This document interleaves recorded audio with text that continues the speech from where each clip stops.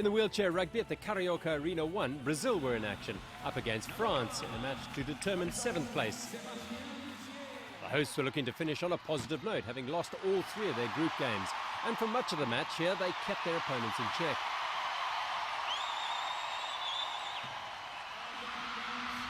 But by the end of the third quarter, the French had opened up a 6-goal gap on their opponents. Riyad Salem eventually top scoring for France with 21 goals as they ran out 59-54 winners.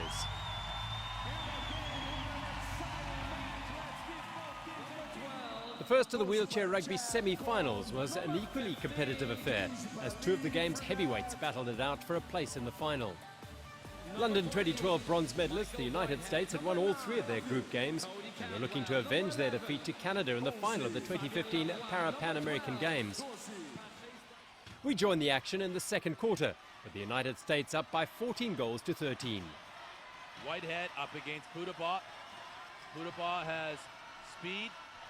He's got that quickness equally as well. He can change the movement. Look at this handoff. It's like the 4x1, and you're giving it to your last guy to run the anchor. It'll be Whitehead who takes it across the line. He's got 4. Advanced up to Pudabaugh. He comes underneath it.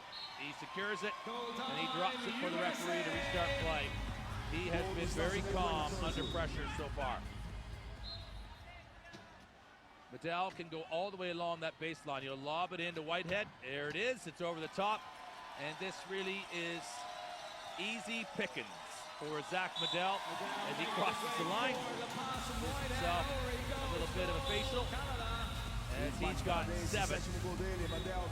Level pegging, but pretty soon the United States opened up a 4-goal advantage. Chuck Aoki, he's not the fastest player out there, but he has great vision and awareness. He has timing, and he again has an opening. He forces his way through it, and he wastes no time in which to get to it. If it's there, he takes it. Because it might not be there come the second asking of it. Hirschfield over to Whitehead. He backs away, but Aoki has got a hot hand, and he has stripped it right out of Whitehead's. And that will bring a little bit of separation here.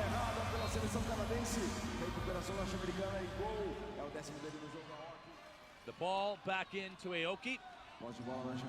And he just bounces it. You must pass or bounce every 10 seconds to keep it as a live ball.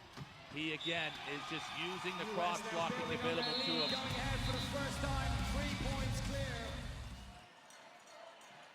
This to determine who will battle for gold. Pudabaugh, a new Paralympian for the United States, is having an outstanding first half. He has 7 goals now. Having established a lead against Canada, the United States never looked back. We rejoined the action with the USA leading by 55-51. So here, Aoki again, the prime target. He has been scoring like a demon today, a man possessed, as he's just put his 32nd goal on the board.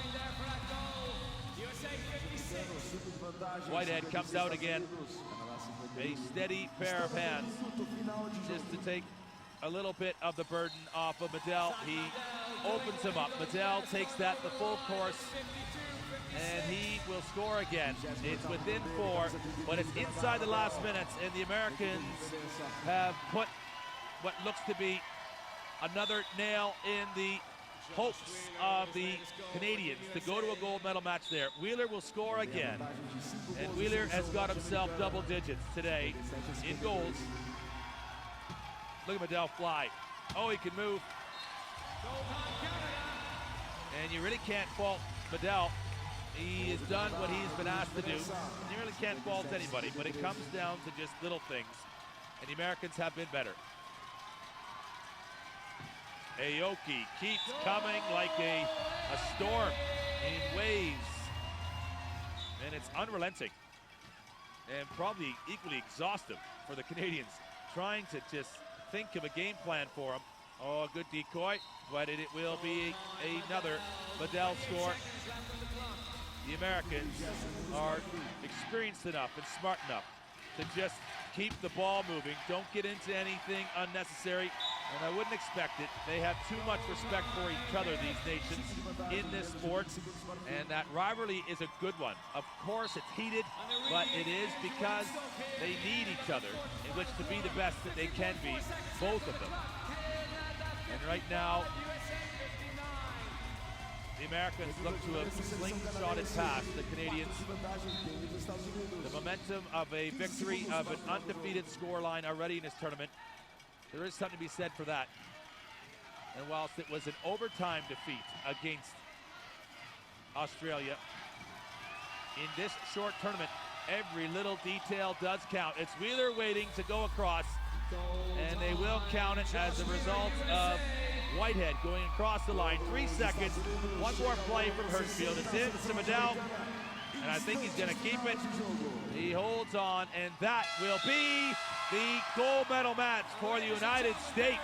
And a final scoreline of 60-55 over Canada will see them as the first participant in the gold medal match. They earned it, they built it, and they've done it.